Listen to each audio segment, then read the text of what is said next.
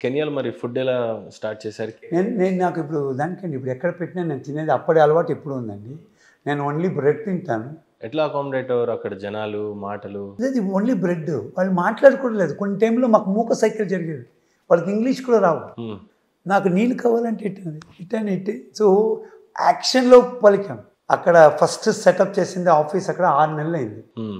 అదైనాక మా బాస్‌కి ఏమనిపించిందో తెలీదు. ఎక్కడెక్కడ ప్రపంచంలో ఏ స్థలం అన్ని ఊర్లు పోయినా except Pakistan I travelled across the globe. హ్మ్.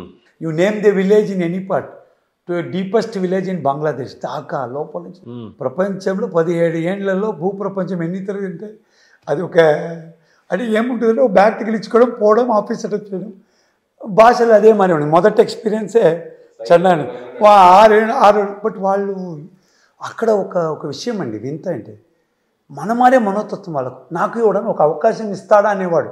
మనం వాడిని చూస్తే భయపడతాం. ఇప్పుడు నేను మిమ్మల్ని చూస్తే భయపడితే మీరు నన్ను చూసి భయపడతారు.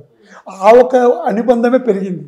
వాళ్ళు వచ్చినాక సార్ వాళ్ళకి తెలుసు ఒకటి ఇన్ని గంటలు పనిచేస్తే సార్ ఇంత డబ్బు ఇస్తాడు. సో చెప్పిన పని చేసేవాడు.